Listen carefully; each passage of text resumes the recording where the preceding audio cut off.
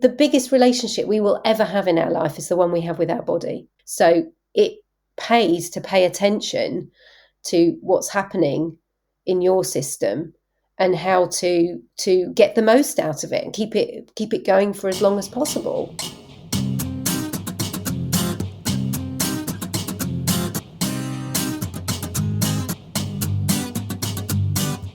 Hello and welcome to episode 82.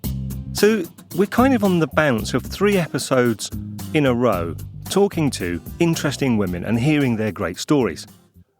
In our last episode we met Hayley Jones, the not stereotypical accountant. In the next episode coming after this one, we're going to meet Sandy and we're going to talk about mental health. But today it is a fab conversation with Melanie Griffiths about movement. And Melanie is based on the Isle of Wight, and she runs a number of different services. She does dance and fitness classes, workshops, she does events, holidays, and meditation and mindful movement sessions as well. Well, today our conversation is all about movement, why it matters, and why you could be better off if you got more movement into your life. Now, this is a really full episode, and we covered loads of stuff. There's an insight into Melanie's experience and how movement has had an impact on so many things, including a really serious illness. There are practical tips to help you get more movement into your world. And towards the end of the episode, we talk about relationships and specifically where people who work in very different worlds, how that can impact their home life. So as you can tell already, it was a really varied chat. I was in the studio, Melanie was in the Isle of Wight, and I tell you now, she's such a ball of energy that I challenge you to listen and not feel compelled to get up and add more movement into your life. In fact, the chances are that while you're listening to this, you might already be out walking the dog or doing some household chores or mowing the lawn. But whatever you're doing, let's find out more together about the joy of movement. Hello, Melanie. Good morning. Hi. How are you? I'm good, thank you. So you are in what appears to be a sunny Isle of Wight. Yeah, I think it's just a moment in time. So we decided that we should have a conversation and record it for the podcast because we met through Portsmouth Business Exchange, didn't we? That Penny Plimmer runs. Penny's great, isn't she? The fabulous Penny Plimmer. She's so cool. I definitely want to give a shout out to We're going to big her up here. Yeah, absolutely. She is amazing. Well, she's connected me with so many fab people, including yourself, and it's actually providing me like ammunition for guests for the podcast. I'm fending them off. I'll only talk to interesting people. Hence why we're talking to you.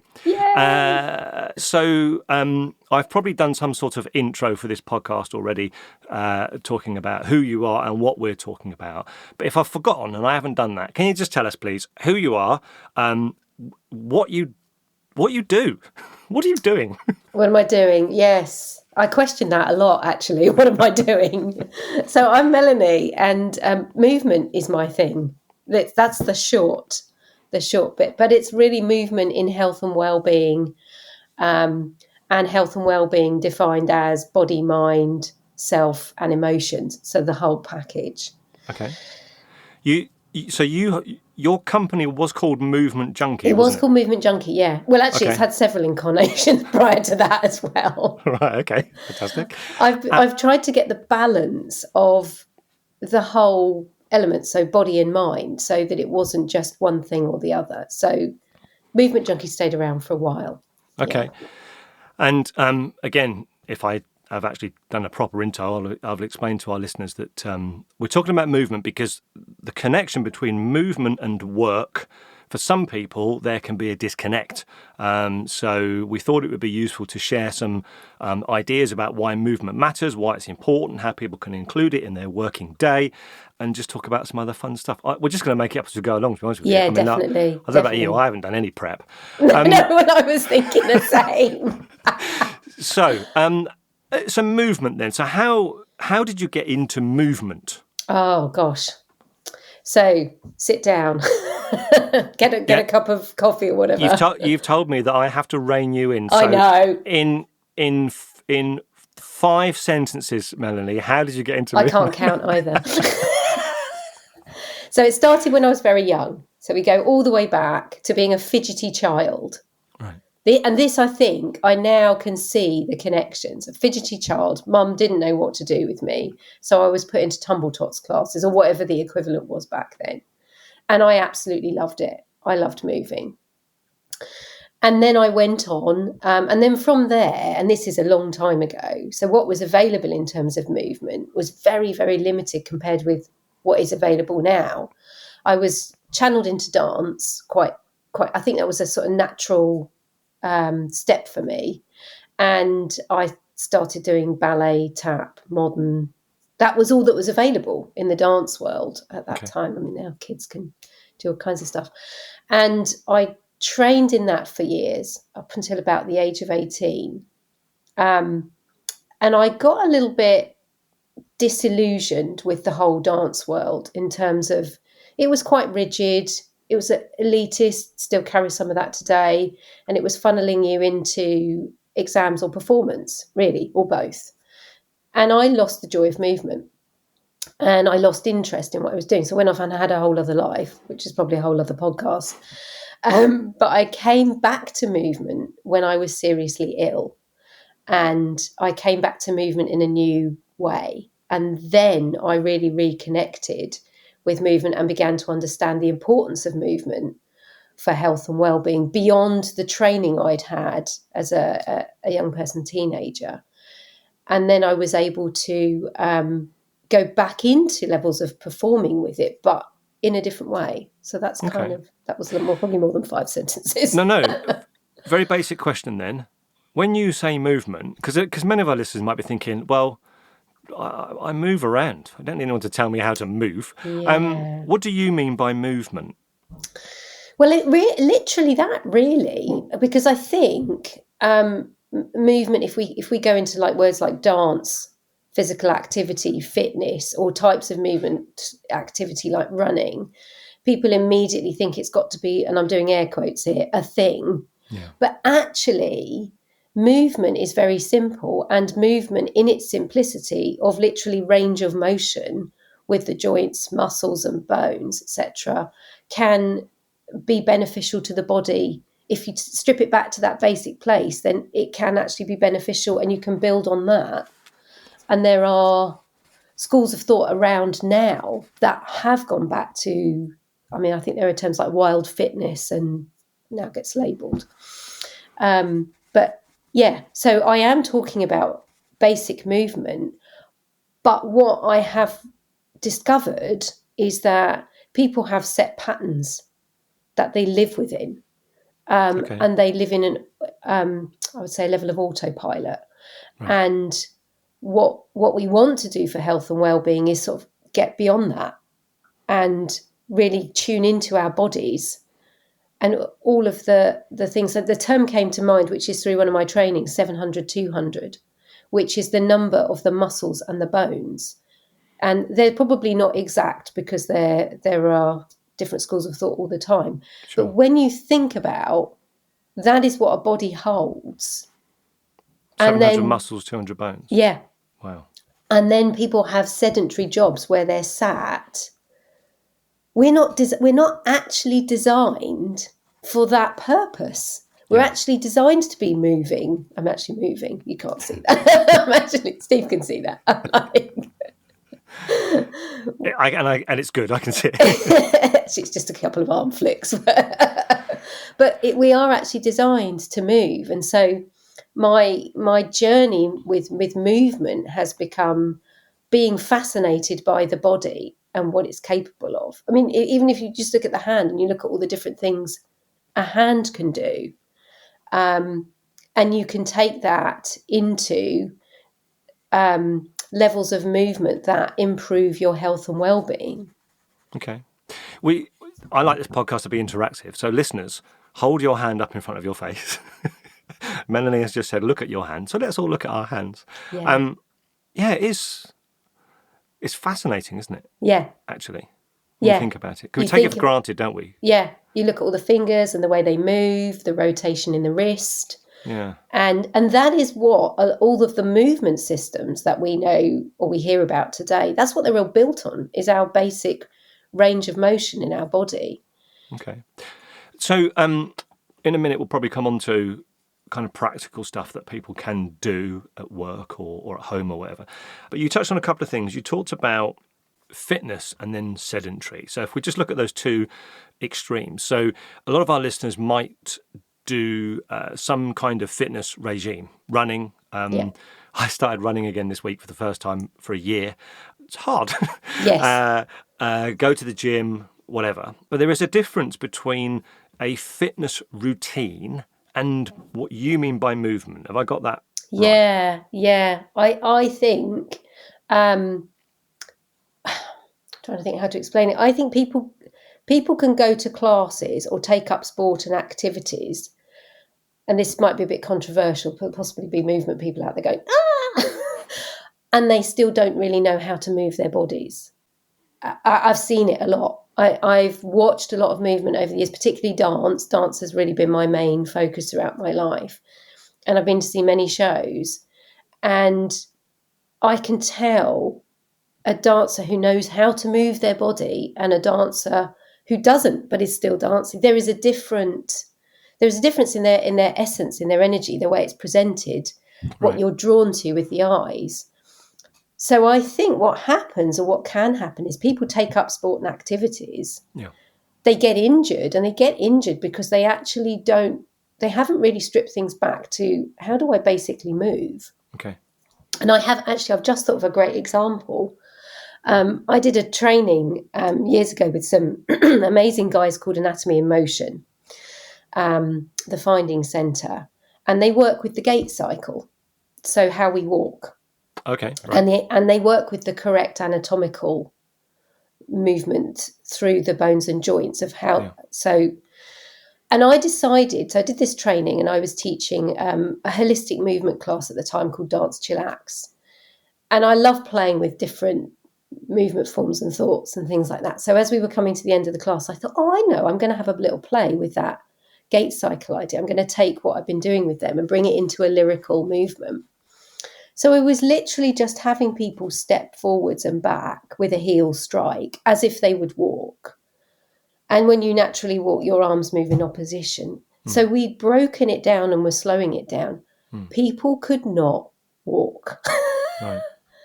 They couldn't get that opposition. I was absolutely fascinated. And I thought, this goes to prove that actually, even if we've done loads and loads of activities throughout our life, we actually may not necessarily know how to move our own bodies or what's even going on in there.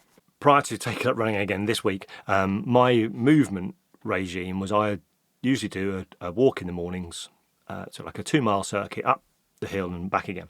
One of the things that I learned, I can't remember where it was, is the importance of that oppositional move with your arms and why it's important that your arms move while you walk.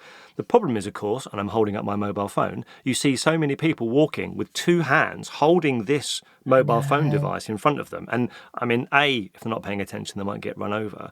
But presumably that's interrupting that natural flow. That's having an impact. Yeah. I mean, one of the big things I would say is, people, put your phone down. Put your phones down, for goodness sake. I mean, if you listen to this on your phone at the moment, don't put your phone down yet. do it right now. When I take the dogs out for a walk, I always leave my phone at home. Right. I really think that we need time away from the devices. Yes. To get to know our bodies again. And yes. Like you're saying, that whether it's a physical interruption or even a mental interruption, it's actually interrupting that connection we have with our bodies. We've lost it, many of us. Yeah. And that presumably then has a detrimental effect. So the relationship between movement and fully moving your full body and our minds and how effective we are at what we do. Tell us a little bit about the part movement plays in all that. So most people are familiar with the phrase mind-body connection. Right. And so for me, it's partly through my own health and well-being, partly through training. I came to learn and understand, really through my own experience, a body-mind connection, which is slightly different. So there's a lot of thinking out there about, direct the mind and it will direct the body. But as I was going through my own healing, I discovered there were places in the body I was holding tension, energy that had become so deeply embedded, it had manifested itself. Okay. And I as cancer. So, Right. So my healing from that was movement led. So as I moved the body in different ways, as I activated my energy levels, as I played with range of motion, I released anything stuck, so sort of tension in the body, which then raised the serotonin levels in the mind, and it changes the thought processes. So you can come at this from, I do think you can come at this from both angles. And I would say I'm a big proponent of there is no right way, there is only your way. So we're always on this little scientific discovery experiment with ourselves and what works. And I would always encourage people to play with all of this, because that's how you get to know. So you started talking there about the fact that in your experience, your movement and its impact on serotonin and your mind released something in your body which, have I understood this correctly, you feel actually helped rid your body of the cancer. Is that? Absolutely, yeah. Wow. I know. I know. In fact, going back to when I had the diagnosis, so I got to backtrack a bit here. But so when I had the diagnosis, I knew I wanted to heal myself holistically. Okay. And I knew it was going to be controversial with the situation I was in at the time. And I remember sitting for a week, and I had a meditation practice. And I sort of, the only way I can describe it is loosely, I went in and out of meditation trance all week. And I didn't really talk to anyone. This is after the diagnosis. Right. And at the end of the diagnosis, I came away with two ideas. Three really, I suppose. I knew I wanted to heal holistically. I was actually married at the time and not happy. So I knew I needed to step out of that situation. And I was living in the States at the time, and I knew I needed to come back to the UK. So there's a whole big story there. But movement was a big part of it. And after that experience, I remember going for a walk and hearing, I'm going to say hearing voices here, which will send people somewhere else. But I had this sense of, I need to go faster. Okay. And I actually took up running. I'd never been a runner, and I took up running. And the first year when I was going through the healing of cancer, I ran every day. And it was the most amazing thing for me. In fact, I wrote an article for a running magazine about it, because where there was so much going on in my system in terms of detoxification, I struggled to sit still. So running became my movement meditation. Now, just sticking with this subject, but I guess thinking about, because some of our listeners will be thinking, I'm just about to press stop now. This is all woo. This holistic stuff, none of it's real. And personally, I do come at some of these things with a degree of skepticism, because I am quite sort of, I don't know, scientific in my approach. I like to see, can these things been replicated and proved and all this kind of stuff. But I also am open-minded enough to want to understand how these things work. So, dear listener, if you are just about to press stop, please don't, because this is really interesting. I'll play the part of the listener that's saying, hang on a minute, Melanie, you're talking rubbish. What, in that voice? Yeah. Whenever I'm being challenging, I'll go right into South London, because that's where I lived for quite a long time. You know what I mean? So I was born in Portsmouth, and when we moved to South London as kids, the people in South London think that people from Portsmouth, they think they talk with a West Country accent, because it's all the same. Because in Portsmouth you go round about, whereas in West Country you go round and round about. And but for people in South London, Portsmouth accent. So I was Farmer Giles, apparently, for years. And then I moved from South London to lots of places and eventually ended up in Scotland. And when I lived in Scotland, I instinctively brought up the South London, because I'm a geezer, you know what I mean? I talk like you talk well funny. And I always, it's really quite bizarre. I always want to be like a bit different in the room. I'm just basically a weirdo. I'm not a sheep. I'm not a sheep. That's right. Yeah, I'm not a sheep. Or I'm a sheep with a pink stripe. Yeah. So this journey you went on, and you've reminded me of something that I think we talked about this before, actually, on the One You Feed podcast. One of the things that they talk about there is you can't think your way into new actions. You have to act your way into new thinking. Yeah. And I think that's quite a powerful thing. And that sounds similar to what you were doing. You were moving, and that was actually having an effect on your thoughts and then your body. Yes. Is that right? Absolutely. Yeah. And it got rid of the cancer. Yeah. That's the short story. Yeah. Yeah. Yeah. And there were lots of different things. And I would always preface my own story to say to people, it's unique to whoever it is.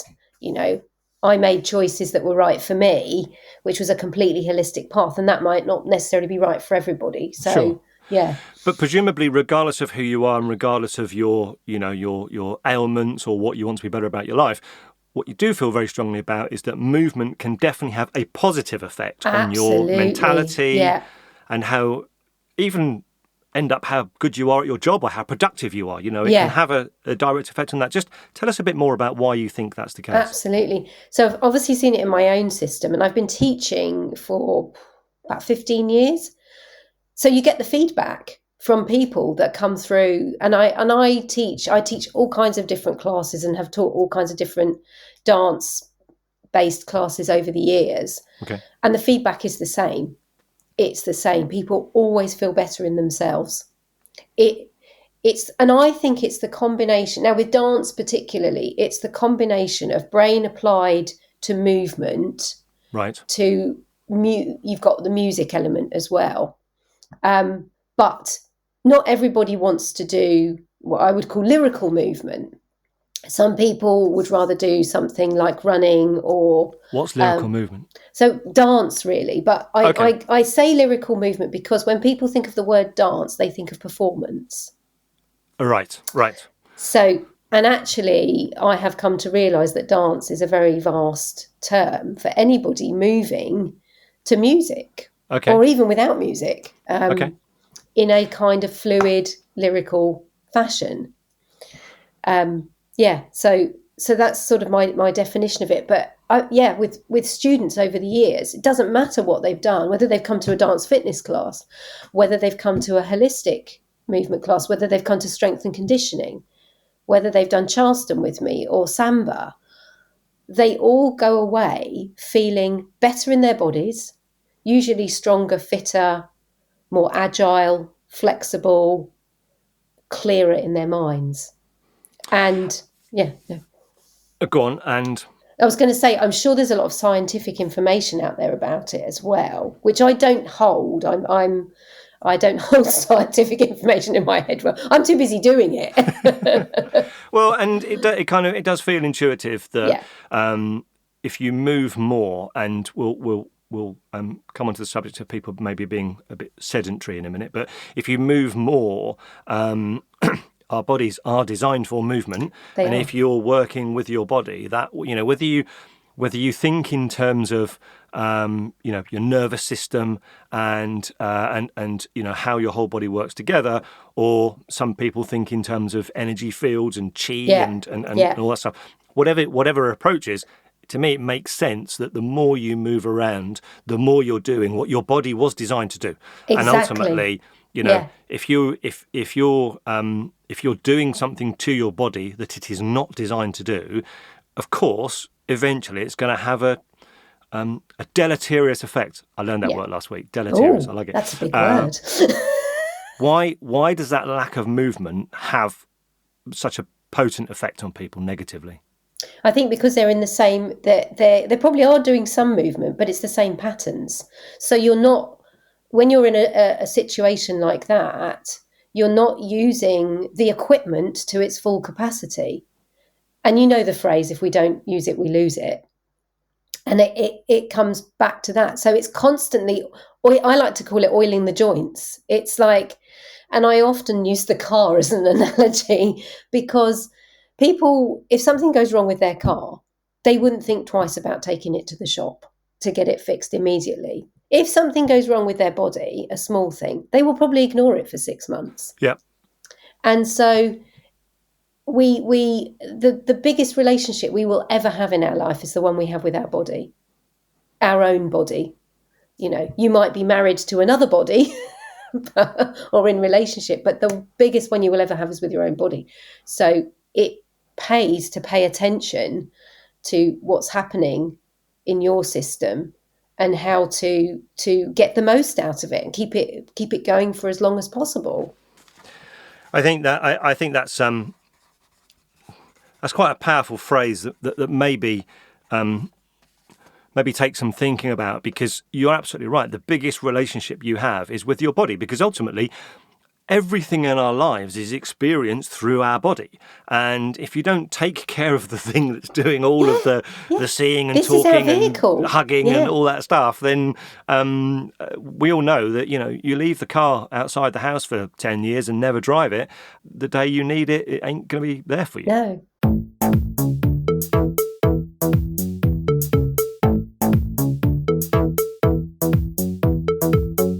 Thinking about people then that don't necessarily have much movement in their job, what sorts of things could people do that doesn't take up a great deal of time, but they could perhaps easily build into their routines? What's your ideas? I think it's first of all, it's prioritising. So prioritising one's health and well-being. And I know there's a lot of people, there's possibly people going, yeah, I know that, you know, because I think there's a lot banded around about that. Yeah. But until people make that personal connection to it, i.e. have a health crisis, they don't tend to react to that. And what I would really like to see is people making that connection earlier. So it's doing it in bite-sized chunks. If you've got 5 minutes, you know, if you can prioritise 5 minutes, say in the morning, I would bring a little bit of, I don't like using the word meditation because, again, that carries big, but sort of 5 minutes closing your eyes in the mornings before you start doing anything in the day is powerful. Yeah. Because it allows you to set up the day for yourself. So we start there. And then you can go into your working day. And then it's taking breaks, say work for half an hour and then stand up. And then this is something I think people can do, is reach for the ceiling, literally stretch that spine, because the spine gets kind of, think about all those vertebrae, it gets kind of crunched down when you're sitting in a chair. Yep. So actually, if you can just get out of the chair, we've got him doing it now, he's doing it. I can see, because I can just see his T-shirt. Short stay today. And literally stretching up and then like a rag doll dropping to the floor. Towards the floor. So you could do that with straight legs or bent legs. If it feels like a new move for you, do it with bent legs, because that gives you more range of motion in the lower back. Okay. If you're someone that's comfortable with movement, you do it with straight legs, and then you're actually stretching out the tops of the back of the legs, called the hamstrings. Okay. I just need to probably put some sort of health warning disclaimer in here. To our listeners, we are not giving you medical advice here. No, so we are not. You know, if you're going to start doing something that is different to what you normally do, particularly if it's energetic, then obviously you make your own decisions about what you're doing and take whatever advice you need from a consult a physician before you start this routine. What accent was that? I don't know. You were going for somewhere and then going to something else. Yeah, I was going to America and got stuck in Ireland. Yes. So please, don't just act on our advice without. You're a grown-up adult, but you know what I mean. Don't just do what we say. Stretching to the ceiling, dropping to the floor, because that, to me, that is more movement than literally just standing up or walking around. Exactly. Okay. Yeah. What else can people do? And you're lengthening that spine. So sitting at the desk, literally sitting at the desk, you can just rotate the wrists. Okay. So wrists into elbows, into shoulders. So we've got the 3 points there. You can lift the feet off the floor. Yeah, that's it. Yeah, there you go. He's doing it, folks. He is doing it. Handstands in a minute. No. Oh, no. You can literally lift the legs off the floor, circle the ankles. These are really good for just circulation. Okay. circle the other way, rotate Yeah. one way. You can even, if you've got the space, you can do the same from the knees. Be a little careful around the knees. Yeah. You can even just extend from the knee, let the leg rise up and back down, so you're on the floor. So you're just literally that range of motion from the knee joint. So those are things you can stretch in your chair. So if you are so, which I hope you're not, so maxed out that you can't even leave the chair, Yeah. these are things you can do in the chair. Okay. I've got more. So what you're suggesting is, A, we start the day with a bit of centering, whether that's like a full meditation practice or whatever your version of that is. Yeah. I mean, I'm on a Me too. I'm on a 255-day streak at the moment. I've been meditating for about 10 years and I love it. And I've Me done too. an I'm the episode same. on it and all sorts. But at least taking 5 minutes just to stop and think about how you feel and what's going on in your brain and center yourself. And then take a break every half hour. Now, that in itself, before you even start moving, can be challenging for people because, habits can be tricky. My advice is always baby steps. Yeah. So, if you start off with 1 a day and then grow it to 2 and 3, but getting into a routine you can actually do. The easier you can make it for yourself to do the habit, the more likely you are to do it. So set a reminder. A lot of these Fitbit devices now, they actually have an automatic reminder to tell you to get up and move around. So that can be useful. And also, I was just thinking, if people are doing, I know that half-hour thing can be tricky if you're in a project and you got to get something done. So it's, as Steve was saying, it's like thinking around your working day. Where can you put those little moments in? Yeah. And then in your break, we've got to stretch to the ceiling, drop to the floor like a rag doll, sit and rotate your wrists and your elbows and your shoulders, lift your legs up and circle your feet or your legs or stretch at the knee. And the other thing I would add in, which you can do sitting or standing, is just a little side. You can even side stretch and lift one arm up. You can do this in the chair. Okay. Side stretch and lift one arm up. I'm actually doing this, people. So that's 2 for the chair then. So one is you just sit in the chair and stretch to the ceiling. Yeah. The other one is to lean to the side. Yeah. So there's some stuff you can do. You can build in, people can build in. Yeah. Presumably you'd be an advocate if you can, either in a lunch break or something, of getting up and walking around, going outside. Yes, I was going to say that. Yeah. If you are inside working, I am a massive fan of movement outside, whether it's dance, running, walking, tree climbing. I think that connection with nature is even more powerful for movement. If you can get outside, walk around your garden, around the block, whatever you have time for. Yeah.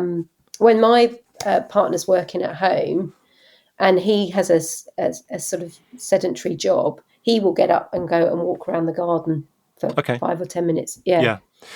The connecting with nature is interesting, and I heard a theory the other day that, to me, I wonder if it's relevant. I don't know how true this is. I can't remember where I heard it, but the story goes that we are hardwired to feel good when there is green, lush vegetation around us. Because historically, if you are somewhere where there is green, lush vegetation, then you are likely to be able to find food, or catch something to eat, or your crops are doing well. There is something hardwired in us that makes us feel good when we see green stuff around us. Even if you can just go and see some plants in the garden or see a tree, but just try to see something green, or even bring it into your office. He's brought a plant into the picture. But that seems to make sense to me. Yeah, but I think I was just thinking about. I agree, and I think it's because nature is alive. We are alive. We're constantly growing, changing ourselves, and moving, and nature is doing the same thing. So we're literally in relation. It makes sense to our systems. Really powerful. Okay. Even if you are working somewhere where going outside is more concrete, you can still connect with that space around you. So I would do a mindful walk, let your eyes take in whatever is around you, swing your arms. So if you haven't got that green nature, because I know sometimes people haven't got access to Sure. it. Yeah. So I was just thinking of that when you were... Yeah. And the other thing there, which I have a real problem with this because I love a podcast. I make them and I consume more than is probably healthy. Yeah. The problem I have is that when I go out and walk, often that is the only time of day that I have to be able to pop something in my ears and have a listen. The challenge with that, of course, is that you're blocking out one of your senses from the environment that you're in. And also, of course, mentally, you're concentrating on what people are saying as opposed to connecting with the people around you and so on. So maybe the advice we're saying is that only listen to one podcast, which is ours, Sharp Podcast. Ditch all the others when you go for a walk. I think you have a point, though, because I see people... I'm someone that when I go out into outside in nature, I want to connect with it. Yeah. I want to connect with that space, whether it's urban, whether it's natural grown. And I do see lots of people with earphones in. And I think if you need to do that, that's fine. But also have some time where you don't do that. So you are able to connect with the environment around you. Your body will definitely feel better. Okay. Yeah. So, dear listener, we did start off, I said to Mel, do you think we could come up with 5 top tips? I think we've got about 15 here, which is fantastic. So we've talked about why movement's important. We've talked about the relationship between movement and mental health and effectiveness at what you do. We've come up with some ideas of how you could move more and the sort of things you can build into your day and your time. And I love that.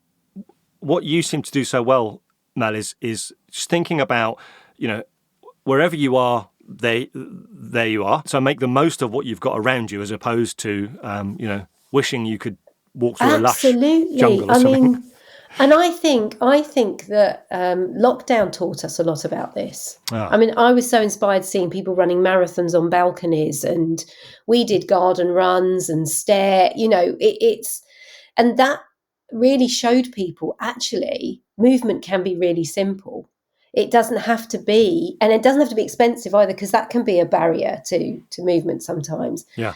You can literally use the environment around you, the clothes you've got, the shoes you've got.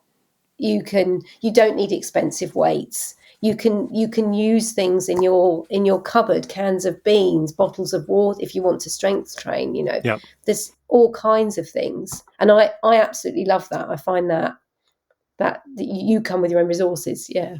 The other thing that I think it connects to is that, coming back to what you said earlier about mobile phones, I think one of the biggest challenges we have is that we are so busy and our days are so crammed with stuff.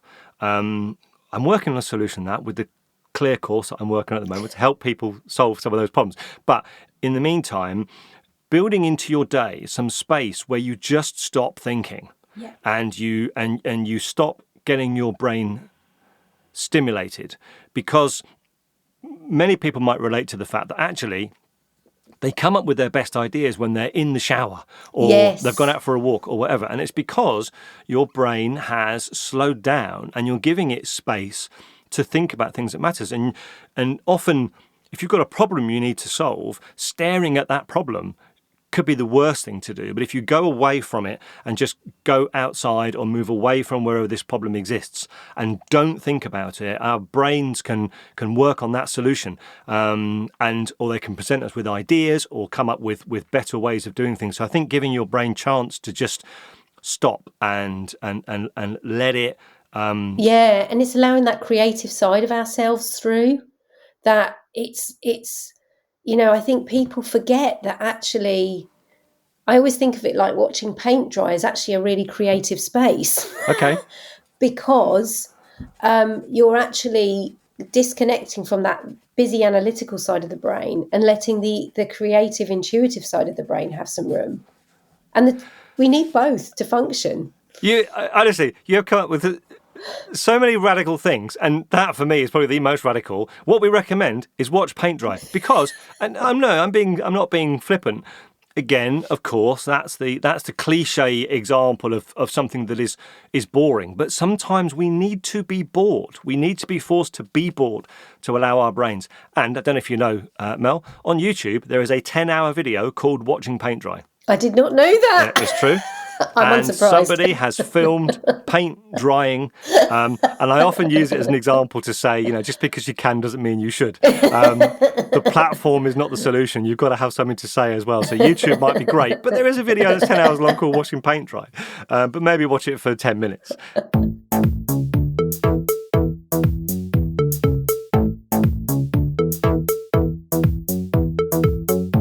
So we've talked about a chunk of different things. Now, you mentioned your husband, and in our sort of pre-recording talk, I discovered that you and his name's Rob, isn't it? Rob, yeah. You and Rob are very different. Yeah. And it really struck a chord with me. And actually, from our listeners' perspective, one thing I don't think we've ever talked about on the podcast before, we did a little bit with Steve and Lisa at the kitchen table. So in some past episodes, we've recorded where Lisa and I have a chat about a subject or how our week's going and so on. But one of the things I don't think we've ever addressed is in our relationship, Lisa and I have very different work days. Lisa is employed. She does a great, big, important job. And, she works really hard at what she does. The environment is very structured. She has less control over her working hours. A lot of that is dictated for her. It's Monday to Friday. Whereas, like you, I run my own business. Yeah. And, this morning I was doing some stuff at 5:00. This afternoon, I might clock off at 4:30. Yeah. And one day I'm doing podcasting. The next day I'm doing training, design, or delivering a workshop. So, we're doing very different stuff. That doesn't make for an easy relationship to manage at home when you're doing very different things. And I wonder for our listeners who maybe haven't thought about the fact that thinking about how you plan stuff and how you make things happen in your home relationship can be a real force multiplier in terms of then how you feel at work and how you feel about other stuff. We have a weekly planner that we do on a Sunday, and we plan out meals and who's where and all that kind of stuff, because then we haven't got to think about it on the day, and it makes it that easier. So in your relationship with Rob, what your approach is to making that all work? Because you are a bit different, aren't you? Yeah, very, very. So, yes, he has the structured job, and he has a very difficult job. He's a probation officer for high-risk offenders. Oh, wow. So he gets to work with when I first met him, he described it as he gets to work with the people most people would cross the street to avoid. Okay. The most difficult people on the planet. Yeah. So that is very intense. And I get to work with feathers. This is simplified. It's not quite that. But love it. Yeah. Love it. But we have, my issues will usually concern errant dancers and, headdress issues and things like that. His issues will concern, things that can be potentially life-threatening. Yeah. So it hasn't been an easy marriage of our two sides. Yeah. It definitely, we had to, he had no idea what self-employed meant and looked like. That was something that and so for him, he goes to work. He has a structured day. Like you were saying, Steve, the control is mostly out of his hands. Yeah. When he shuts off, he shuts off. Yeah. That's it. I can be doing, because I run a carnival group as well. I can be doing a gig at 10 a.m. on a Saturday morning or 10 p.m. on a Saturday night. Okay. And I am working, or he can be coming home from work as I'm getting ready to go out and teach or do something. We definitely don't have it down. I will say that. we are imperfect, but we are learning about communication. I mean, I think that's a given, isn't it, in most couples? Communication is the bridge, and constantly checking in with each other, which goes variously up and down. If he's had a stressful day, he's likely to forget, or a stressful week. And Friday has been, say, my rest day because Saturday I've got a gig and I get up Saturday morning and I've got to kind of go into performance mode. And he's like, lying in or relaxed mode. It does take a lot of conversations. about how to manage that. And when he's worked at home, we've had to manage our space in the house as well. How did you do that? Managing So your he space? works, we've got a small room upstairs that he works in, Okay. which works best because his work is sensitive and nobody can see it. There's a confidentiality to it. Of course. We did try having him in the lounge, but then I would be coming in and out, and I'd have to. I'm not looking at the. Yeah, it was too tricky. So, and the lounge is better for me if I've got to do choreography. I need the space. So presumably, what you're saying is the key is whatever from our listeners' perspective, whatever your space constraints are, having a conversation about how you're each going to use that space is the key. Definitely. And reaching some sort of agreement instead of just assuming that the one with the most important job is the one that always has the prime space. Well, I think it's interesting that I'm going to say this. I think it's interesting you use that term. Yes. Because I think your job is interesting. Yeah. It's important. I'm using it colloquially because what I'm suggesting is that I think that's what some people default to. I think they default to this perception that one job is more important than the other, and often that can be about, frankly, who's bringing the most dosh in. I know. So if you've got someone who's bringing a lot of the income in, there can be a default position that the other person should defer to that person's role. Yeah. And I don't think that's necessarily always helpful. Well, no. And also, interestingly, I had this conversation with a friend who is in a similar space to me. Her husband has that more structured job, brings in, and she does lots of community things for the community. So we impact the world in different ways. And I think it's tricky if you've always worked in that corporate world with a strong sense of structure to understand the path of the self-employed. I was about to say the path of the unemployed. Feels like it sometimes. Said one self-employed person to another. July. Yeah. Yes. So the path of the dance of the self-employed. The dance of the self-employed. Yeah.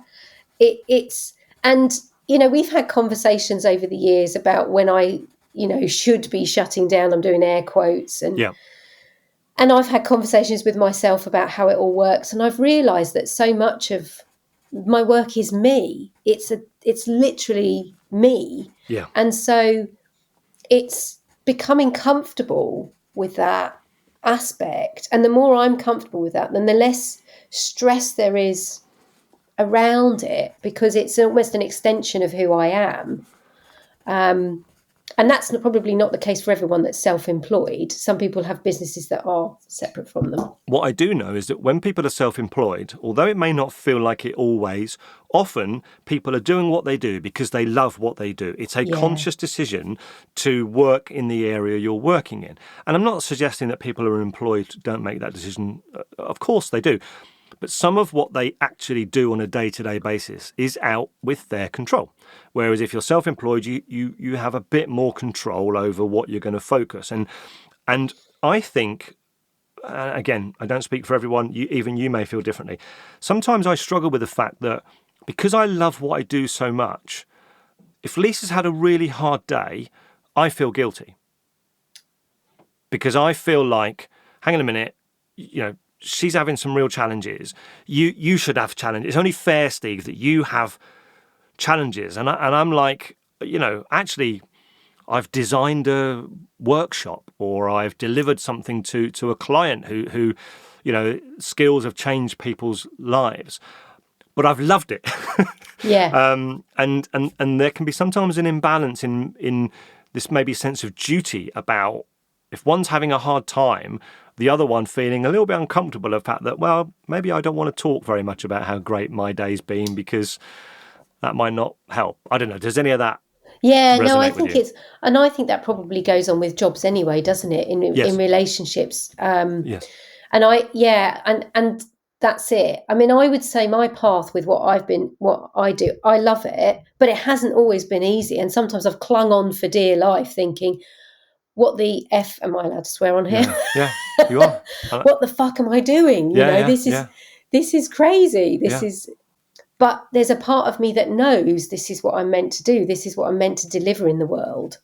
somehow. And it just takes, I don't know if you find this, it just takes that one person who messages or contacts and says, oh my gosh, that was amazing, whatever that thing was, whether it was coming to class for the first time. I've got a student who's come back after several years.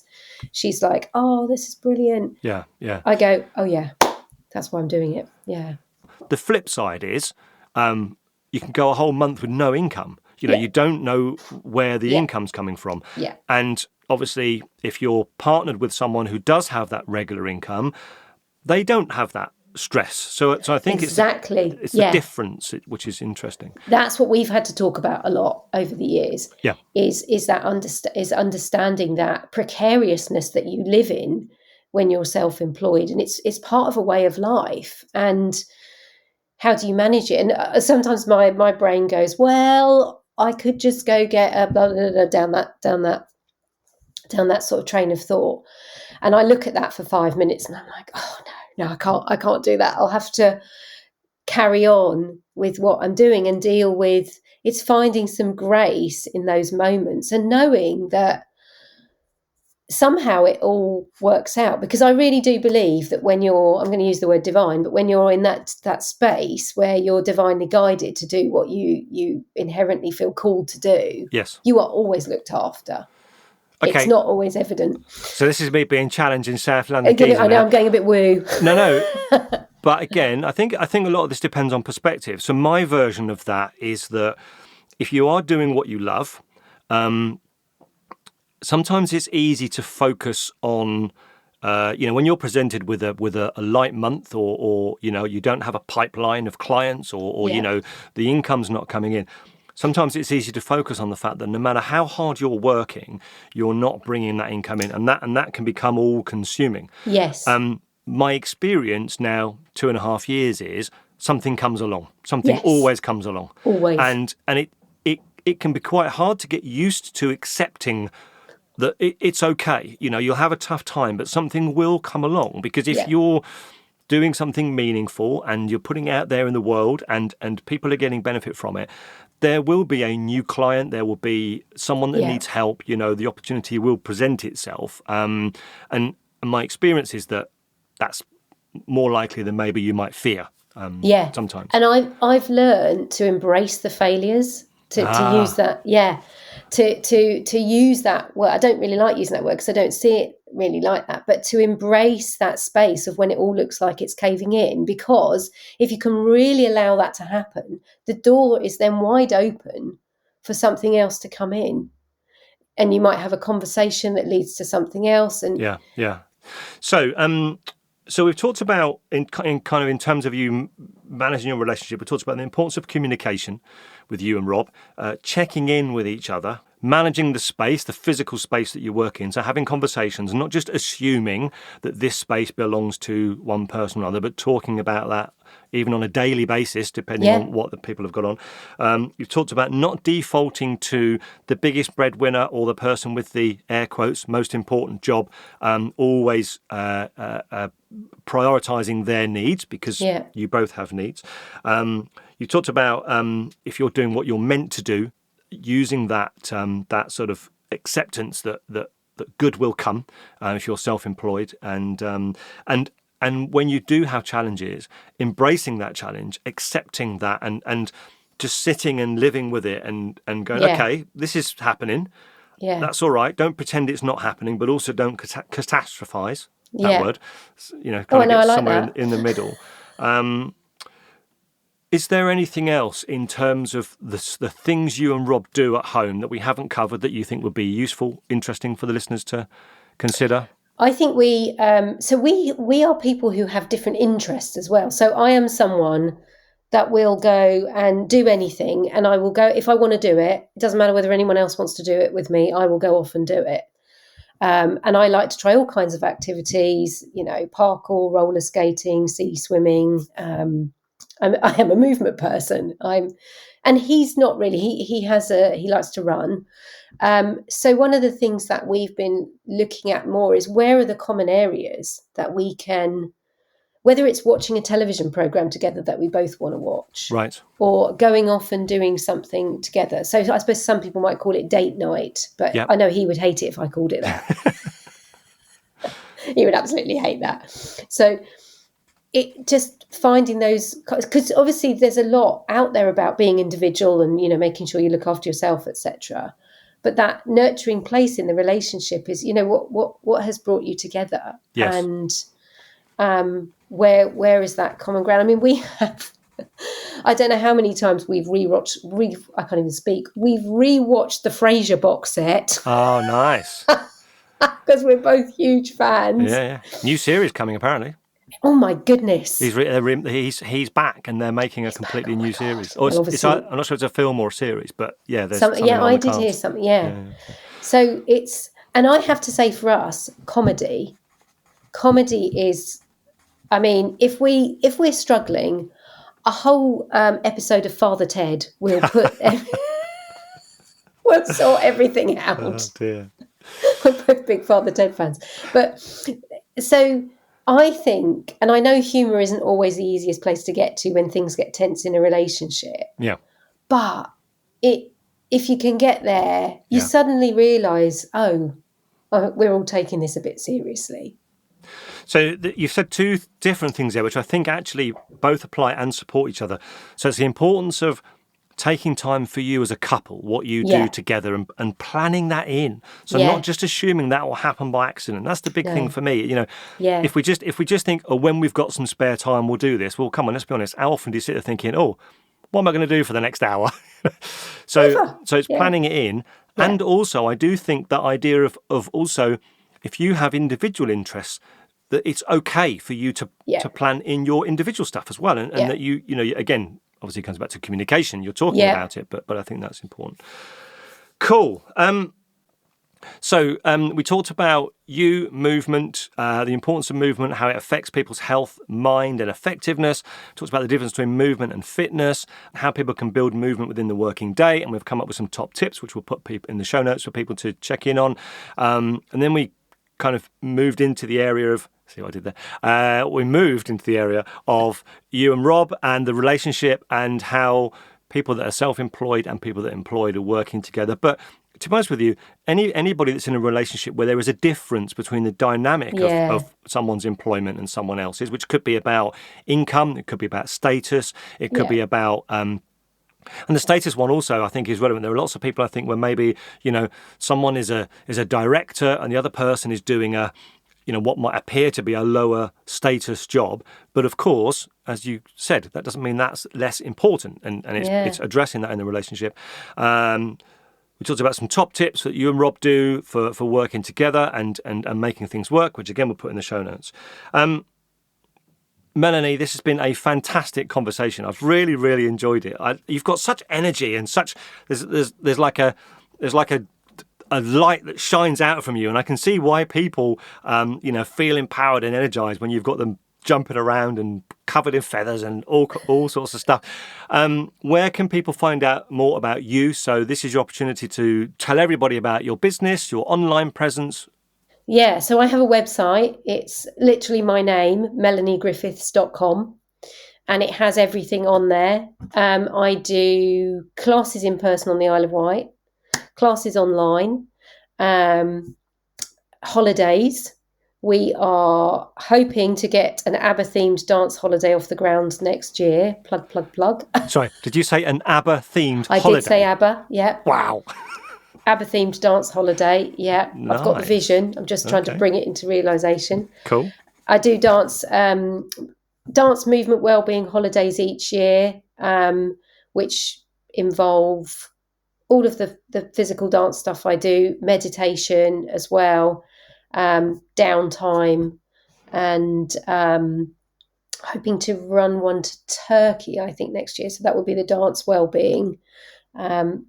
And they are fantastic opportunities for getting in an immersion space with your own well-being. So when you go on one of these experiences, you leave the rest of the world behind. You focus solely on yourself, on your relationship with your body and movement, your mind. And it gives you a chance to reset, to go back into the world. And that's kind of where I'm probably heading more with my work, is wanting to create more. Okay. So melaniegriffiths.com. Again, I'll put the link in the show notes. Yeah. Are you on other social media or anywhere else? Yes. So I'm on Facebook. I've got a Movement Junkie page. Okay. There is a Samba Solent page because I run a whole carnival dance. Right. So that has its own thing. Okay. I'm on LinkedIn, which is my name. Yep. And Instagram. I think I'm Movement Melanie on Instagram. I'll put all the links to all of those in the show notes so people can just go to the show notes of the episode and click straight on the links and find you. Fab. Melanie, it's been fantastic talking to you. Thank you so much. Loved it. What have you got a final message for our listeners? What do you want them to remember from this conversation? I want them to just get out and move. I don't care what you do. I want you to just release the fear on movement, because people are still afraid. I still have people coming into classes going, I'm terrified. If there's a class you want to do, go do it. If there's something that you want to do as an activity, go do it. You will always be supported by the other people in the space. But the main thing is just get moving, get your body moving. Get your body moving, whether you're getting out of bed moving it, whether you're sitting at the desk moving it, whether you're training for an Olympic triathlon, whatever it is, get it and keep it moving. Thank you so much. Have a fab rest of the day. Thank you. I will. See you later on. Take care. Bye-bye. Bye. Bye. We hope that you enjoyed what you've just listened to. Have a look at the show notes for the episode, and there you'll see the links, resources that we used, and there's reminders there to help you get better at what we talked about. You know, making this podcast is a labour of love, and we genuinely do it for one reason: to help you. And we want to help as many people as we can, but to do that, we need your support. So now this is where you can help us. You can share our episodes on social media. You could send a link to a friend or help them subscribe on their device. And another free way you can support is to give us a 5-star review on Apple Podcasts or your podcatcher app. Thanks for your help. It's really appreciated. Bye-bye.